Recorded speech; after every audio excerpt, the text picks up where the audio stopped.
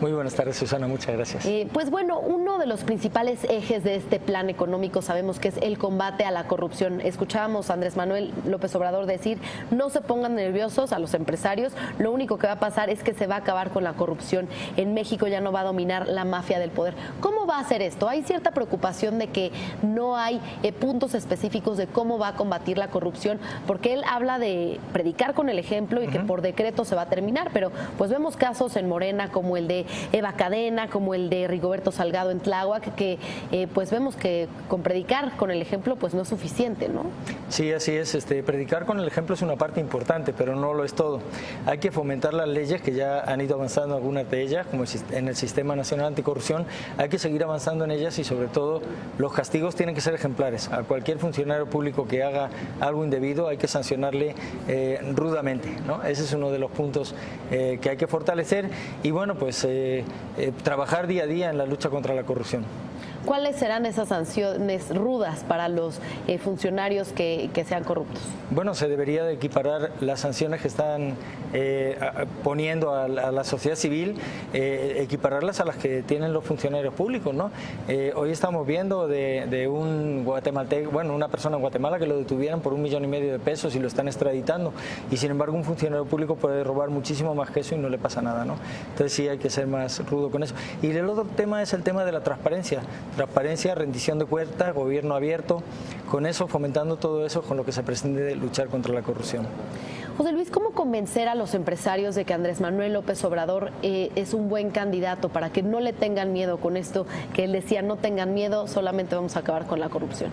Bueno, Andrés Manuel ya gobernó en la Ciudad de México con un presupuesto de 130,000 millones. Cuando salió tenía el mismo presupuesto, no subió los impuestos. Cuando entró había 32,000 millones de pesos de deuda, cuando salió había la misma deuda, y las inversiones mayores en la ciudad se han hecho en su periodo. Se hizo el trozo de segundo piso de periférico, que por cierto es el único que no cuesta en la ciudad. Se hizo las líneas de Metrobús, la primera línea de Metrobús, se hizo toda la remodelación del centro histórico, reforma, se hizo el plan de reforma y también se hizo la compra mayor de trenes para el metro que se ha hecho en estos años, y todo se hizo con el presupuesto que se tenía sin incrementar ese. O sea, es un buen administrador. Pero eso es del pasado. ¿Cómo convencerlos del futuro? Porque, por ejemplo, de las reformas estructurales, él dice que en un principio su postura es revertirlas, aunque las va a meter a consulta y lo que diga la ciudadanía. Pero ¿cómo convencer a los empresarios de que en un futuro esto va a ser conveniente para México? Es curioso porque a nivel nacional se tiene mucha desconfianza en la gestión potencial que tenga Andrés Manuel López Obrador, pero en la Ciudad de México no. Los empresarios que ya conocen cómo funciona Andrés Manuel no le tienen miedo, no le tenemos miedo en la Ciudad de México a cómo opera él y la relación que tiene con los empresarios. Realmente en su periodo que tuvo aquí en la Ciudad de México, por cada peso de inversión pública que hubo 37 pesos de inversión privada. Así que se fomenta la inversión privada. Los que tienen que tener un poco de temor son aquellos empresarios que hacen cosas indebidas. Eso sí, porque se pretende luchar contra eso.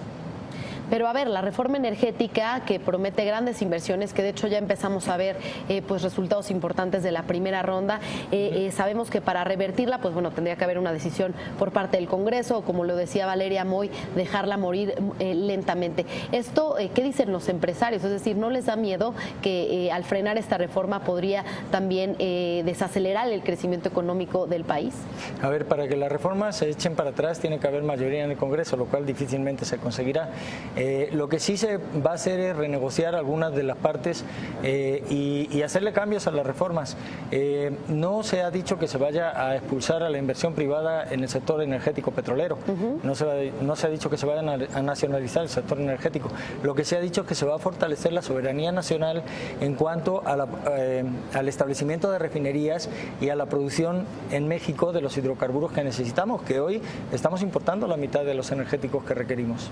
Pero, por ejemplo, esta construcción de refinerías sabemos que requeriría una inversión millonaria y ahora que se llevó a cabo la modernización de 3 refinerías, una inversión muy grande y están operando al 40%. Entonces, ¿no estamos ya rezagados en estas tecnologías para las refinerías? ¿No nos conviene más pues seguir refinando en otras partes del mundo? Sí, pero se están haciendo también proyectos interesantes como la planta de coquización de Miguel Hidalgo, 1.500 millones de dólares.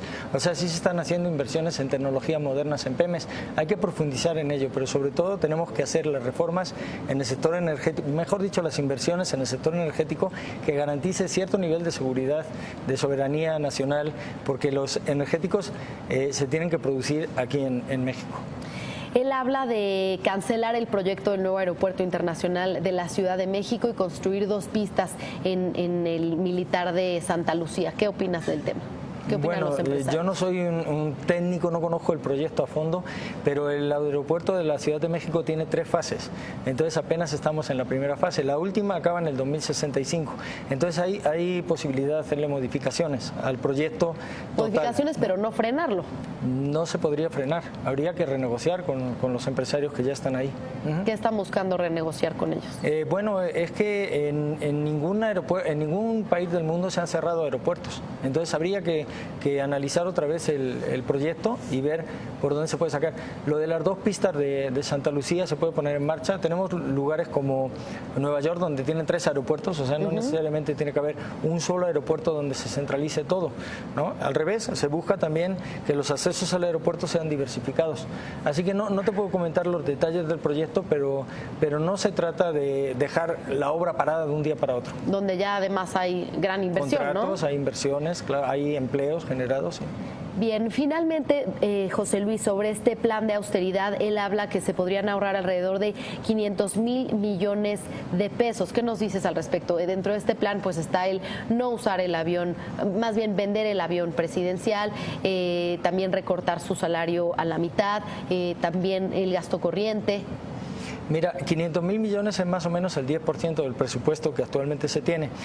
Lo que hemos visto en los últimos 5 años es que el presupuesto ha subido de 3.5 millones de pesos a 5.3, o sea, ha subido más de un 50% y estamos viendo que tenemos los niveles de inversión pública más bajos que ha habido históricos. Entonces, simplemente tomando ese dato, se estima que se puede ahorrar ese dinero. Por supuesto, hay que hacer muchas cosas para poder ahorrar hasta 500,000 millones de pesos. Claro, porque además en el primer año está difícil, ¿no? Tendrían que pasar varios. Sí, así es. Muchos de estos temas se estiman que se hagan durante todo el sexenio, no de un día para otro. Ok.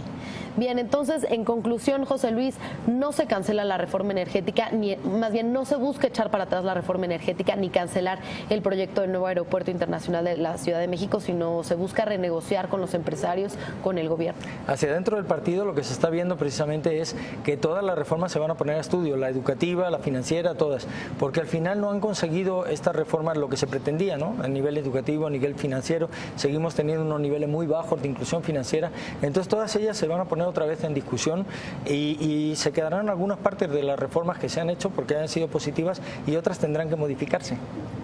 Y el proyecto del nuevo aeropuerto también. El proyecto del nuevo aeropuerto lo vemos como demasiado voluminoso para lo que la ciudad necesita. Pero no se busca cancelar. No se va a cancelar de un día para otro las obras que están avanzadas. En el caso de que se estime que hay que hacer modificaciones a los proyectos, se negociará con las empresas que ya tienen los contratos. Bien, pues muchas gracias por acompañarnos, sin duda mucho que platicar, José Luis, se nos acaba el tiempo, pero esperamos que puedas venir pues pronto para seguir platicando cómo va este plan económico en el 2018. Son muchísimos temas, muchísimas gracias, Susana. Gracias, José Luis Beato, representante empresarial de la Ciudad de México de Morena. Muy bueno.